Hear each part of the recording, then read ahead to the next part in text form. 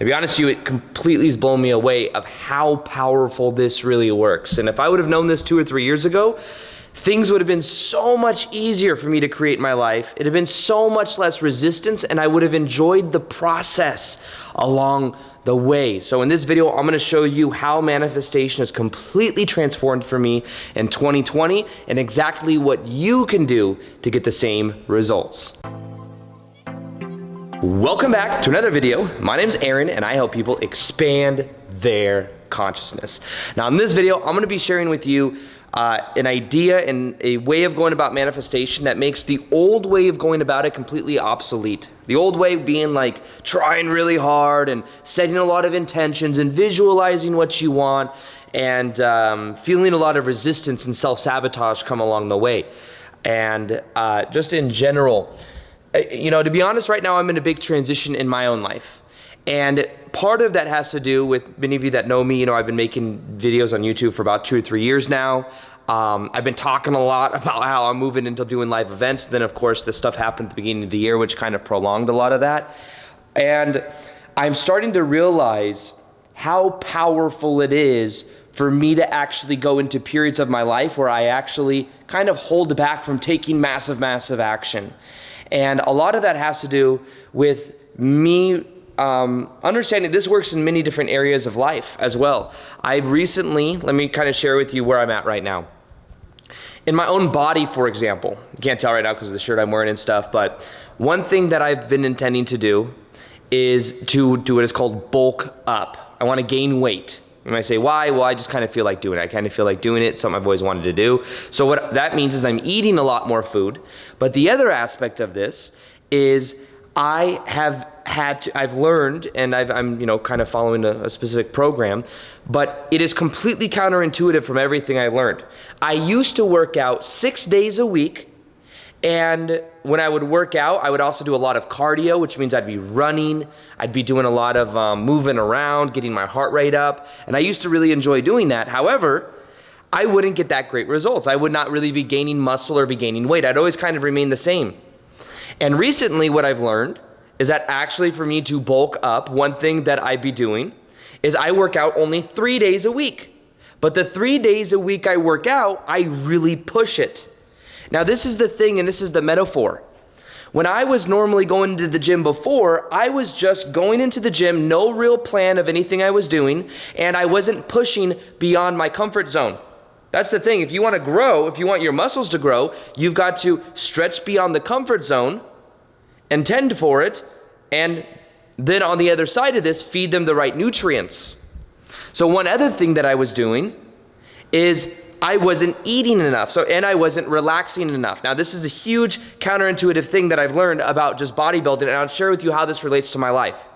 So I am actually now, I've only been doing this for a couple weeks now, but there's a big difference between, in just 10 days, how different I look. Maybe I'll put a picture up. What happened is I only work out 3 days a week. I push it every single week. I do more weight than I did the week before, even if it's 2.5 to 5 pounds difference. And on the 4 days off a week I'm not working, I'm just relaxing. I might do a little active recovery of like biking or something like that. I just got some new bikes, a mountain bike and a road bike, so I do that. However, and I do the sauna. But I don't, normally I would run like 5 miles, I would work out 6 days a week and do all this stuff. Now I actually recover. Now here's another aspect of this. I'm pushing beyond the comfort zone with the muscle, pushing beyond the comfort zone, going more than I did the week before, and then I take a whole day off and I relax, I eat, and I refuel the muscles and I sleep really good at night and I focus on recovery. And that balance of pushing beyond my comfort zone and then also recovering and focus on my own body and feeding my own body and relaxing has been key. Before, I thought doing 6 days a week was actually beneficial. I'm doing more, but actually doing more was hurting me because it wasn't allowing the muscle to regrow. So in the same way, the thing that I want to share with you is it's very ironic to me because I look at even me on YouTube. I've been making daily YouTube videos for 3 years in a row. However, I've been feeling a call to go, I've been going, ironically enough, 6 days a week. I've been making as many videos a week as I've been going to the gym a week. But the thing that I feel called to do is to move down to like 3 or 4 times a week.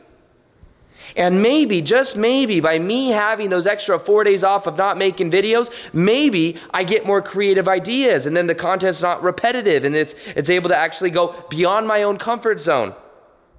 And then when I'm relaxing, I'm letting ideas simmer. So the thing that I'm encouraging you to understand is doing less sometimes is doing and having a better result. Do less by letting go.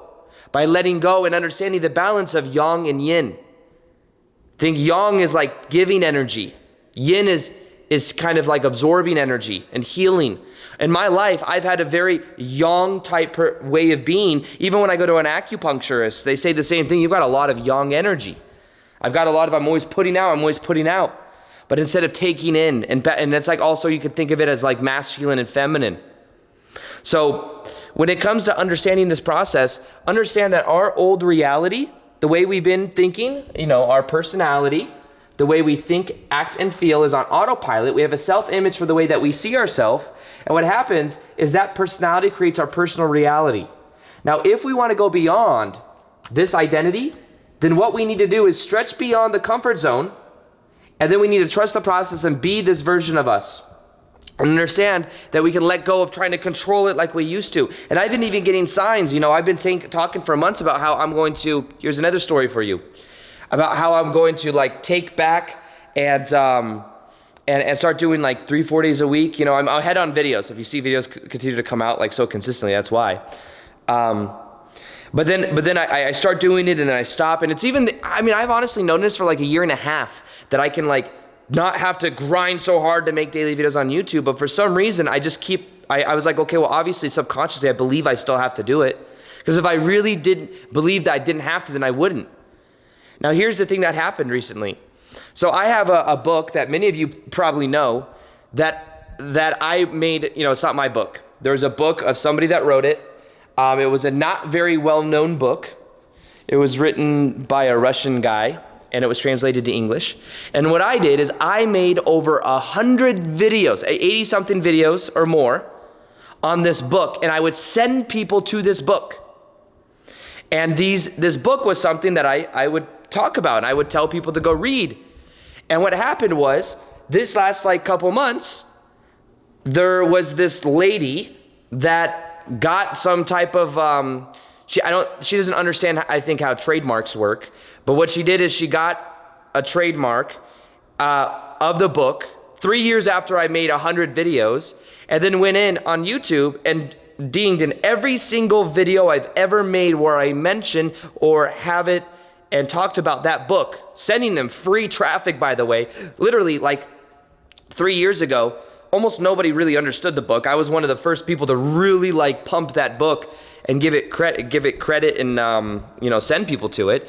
Yet they, I think, there's a couple different layers to this, to be honest. But one thing that I went through recently is I had almost 100 videos on my YouTube channel completely just deleted, and I think that it was, I don't even think that it was really allowed to be happen legally. I think that just talking about, I don't think it's against the law to talk about a book. I feel like it's an infringement on free speech, to be honest with you. But what I learned from this experience is, first off, I'm never going to talk about that book ever again. You're never going to hear me say those words again. However, the other aspect of this is me realizing that this is a sign for me to really just let go of outcome. It's a sign for me to really let go, because I think I was still attached to certain things.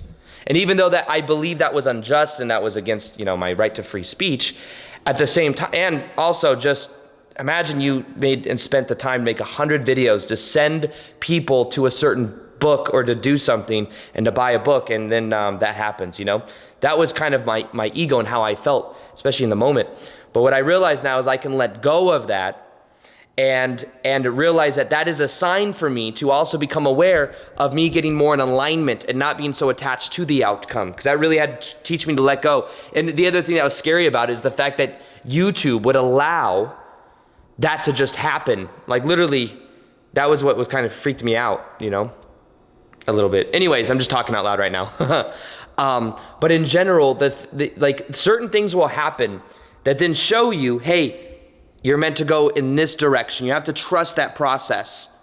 It's time for me to let go, and also to realize that I have my own teachings. I have my own way of describing things that is very much my own way of going about things, and I don't need to tie myself to some type of book,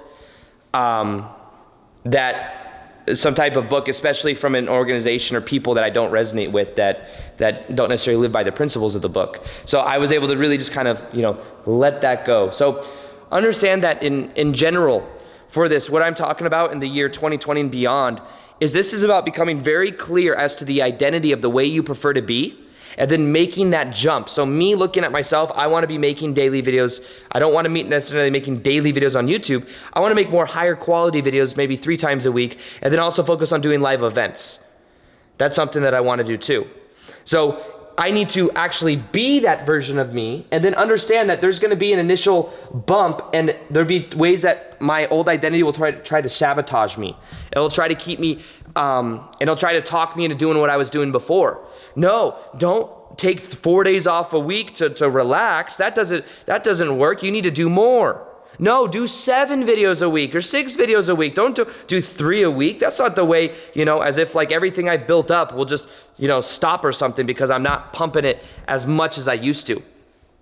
So the thing I want to share with you is that there's going to be an initial jump in that new identity, but you have to trust that identity, and you have to trust the signs that come up as well. My buddy Victor, many of you may know, he was telling me that before he moved and decided to get on YouTube, he was legally growing like marijuana back in Michigan.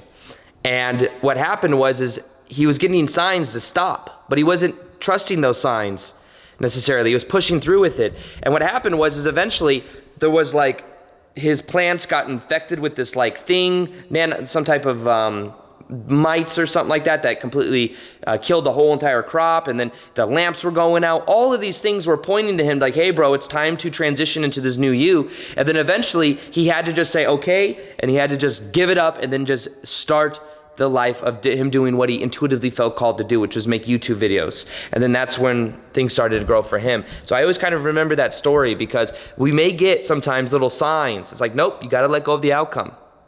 And then we take those, and then we can move and say, what does this mean for me? And make new choices about who we are, and then wire in that new identity. So a lot of this has to do with letting go. Letting go. Letting go of the old personality that creates the personal reality of how you used to think, feel, and act. Let go and realize your personality is flexible. You can think, act, and feel any way that you want. You just have to make a new choice about who you are. And that's what I did. I'm making a new choice about who I am and the way I prefer to live my life. And I believe that right now, for me especially, it's about living in alignment. And it is about me doing what I want to do when I want to do it. And that will raise my vibration. And as I raise my vibration, guess what? I feel more free than ever. Now, one thing that you may have not seen before is I have a Raise Your Vibration permanently meditation that we all did live at the beginning of the year. It's still very powerful for connecting to that energy. It'll help you upgrade to a new level so that this becomes very easy for you to make this transition. When you raise your vibration, everything in your life changes. I'll go ahead and link that right here and link in the description box below. Other than that, like this video if you liked it, subscribe if you haven't already, and I'll talk to you later. Peace, much love, and namaste.